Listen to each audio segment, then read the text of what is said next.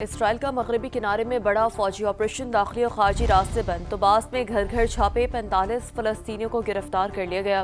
غزہ میں صہیونی درندگی جاری ہے، مزید 4 فلسطینی شہید کر دیے گئے، کئی عمارتیں تباہ۔ غزہ کے مختلف علاقوں میں ملبے سے 6 افراد کی باقیات برآمد کر لی گئی۔ صہیونی فوج نے 15 فلسطینی قیدیوں کی لاشیں واپس کر دیں۔ غزہ میں بارش کا سلسلہ دوسرے روز بھی جاری ہے۔ سردی نے پناہ گزینوں کی مشکلات مزید بڑھا دی ہیں۔ حماس سے یہودی آباد کاری کی مذمت کرتے ہوئے اقوام متحدہ اور عرب لیگ سے اسرائیل پر دباؤ بڑھانے کا مطالبہ کیا ہے۔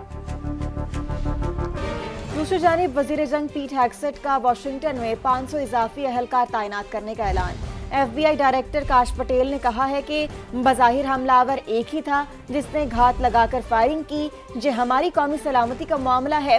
مختلف ایجنسیاں واقعے کی تحقیقات کر رہی ہیں۔ پولیس چیف کے مطابق اس وقت صرف ایک ہی مشتبہ شخص ہے جسے حراست میں لیا گیا ہے، اس کی حالت بھی تشویشناک ہے۔ ڈیموکریٹک رہنماؤں کی جانب سے بھی واقعے کی شدید مذمت، کہا کہ امریکہ میں پرتشدد واقعات کی کوئی گنجائش نہیں۔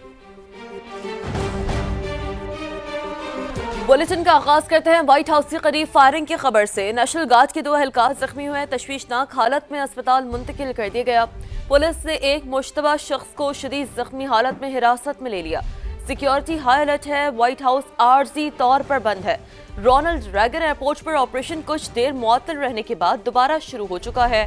واقعے کے وقت امریکی صدر فلوریڈا میں موجود تھے۔ جی ہاں، حملہ آور انسان نہیں جانور ہیں، مجرموں کو بھاری قیمت چکانا ہوگی۔ صدر ڈونلڈ ٹرمپ کی شدید مذمت، کہا پورا یقین ہے مشتبہ شخص افغانستان سے امریکہ میں داخل ہوا۔ 2021 میں بائیڈن انتظامیہ نے اسے نہیں روکا۔ امریکی میڈیا کے مطابق حملہ آور کی شناخت افغان شہری رحمان اللہ کے نام سے ہوئی ہے۔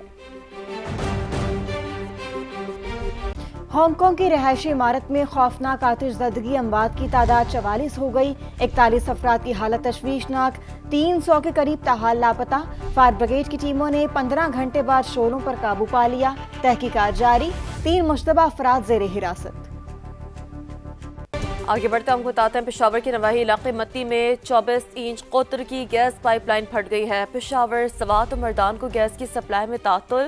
کمشنر پشاور کے مطابق گھریلو صارفین کو متبادل ذرائع سے گیس فراہم کی جا رہی ہے، تاہم تینوں ڈویژنز میں سی این جی اسٹیشن حکم ثانی بند کر دی گئے ہیں۔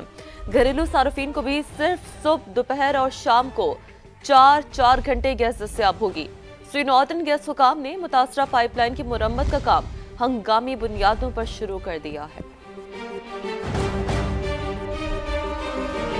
یہاں پر آپ کو اہم اور بڑی خبر دیں ہنگو سے، جہاں دہشت گردوں نے پولیس چیک پوسٹ پر حملہ کر دیا۔ 3 اہلکار جامع شہادت نوش کر گئے۔ حملہ قاضی تالاب چیک پوسٹ پر کیا گیا۔ ڈی پی او خانزیب خان کے مطابق اہلکاروں نے جوامردی سے مقابلہ کیا۔ وزیر اعلیٰ کے پی کی شدید مذمت، کہتے ہیں دہشت گردوں کا کوئی مذہب نہیں، بزدلانہ کارروائیاں حوصلے پست نہیں کر سکتی، امن دشمنوں کو کیفر کردار تک پہنچایا جائے گا۔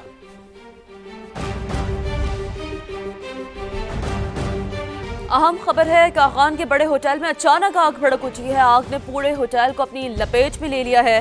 50 کمروں پر مشتمل ہوٹل مکمل طور پر تباہ ہو چکا ہے۔ تو آپ کو اپڈیٹ کریں مناظر ویژولز اس وقت آپ سما کی ٹیلی ویژن اسکرین پر دیکھ سکتے ہیں۔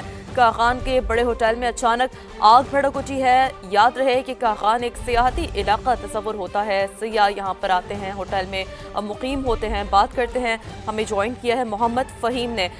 فہیم بتائیے گا کتنے سیاح یہاں ٹھہرے ہوئے تھے اور ریسکیو کے عمل کے حوالے سے بتائیے ہمیں۔ جی، یہ آج الصبح جو مانسلہ کا سیاسی مقام ہے کاغان، وہاں پہ بازار میں اچانک آگ بھڑک اٹھی تھی، جس آگ میں جو ہے یہ وہاں پہ پرانا ہوٹل تھا جو 50 کمروں سے زیادہ مشتمل ہے، اس کو اپنی لپیٹ میں لے لیا اور یہ ہوٹل جو ہے مکمل جل کر خاکسار ہو گیا ہے۔ کیونکہ سیزن ابھی آف ہے تو ہوٹل بالکل خالی تھا، لیکن جو وہاں پہ جو مقامی جو مزدور تھے، لیبر تھی، وہ وہاں پہ تعینات تھی، ان کو سب کو بچا لیے گئے ہیں۔ اور کاغان ڈیولپمنٹ اتھارٹی کی 2 فائر بریگیڈ جو ایک کاغان سے اور ایک کاغان میں جو موجود تھی، انہوں نے جو ہے آگ کو قابو پا لیا ہے اور اسے مزید پھیلنے سے روک دیا ہے۔ کوئی وجہ معلوم ہو سکی ہے محمد فہیم؟ کوئی وجہ سامنے آ سکی ہے آگ لگنے کی؟ کیا وجوہات ہیں؟ ابھی انیشل سٹیج پہ کوئی معلومات نہیں مل سکی کہ یہ کس وجہ سے آگ جو ہے یہ پھیلی ہے اور کس وجہ سے یہ آگ لگی ہوٹل میں۔ صحیح، اپڈیٹ سے لیے شکریہ آپ کا۔ आगे बढ़ें और आपको बताएं कि पाकिस्तान और बहरीन का दो तरफा तिजारत $1 अरब तक बढ़ाने का फैसला। वज़ीर-ए-आज़म शहबाज शरीफ का दौरा बहरीन। मनामा के शाही महल में मेज़बान बादशाह वली-ए-अहद और वज़ीर-ए-आज़म से अहम मुलाकातें। बहरीन के फरमारवा ने वज़ीर-ए-आज़म पाकिस्तान को सल्तनत का आला तरीन सिफारती एजाज़ ऑर्डर ऑफ बहरीन अता किया।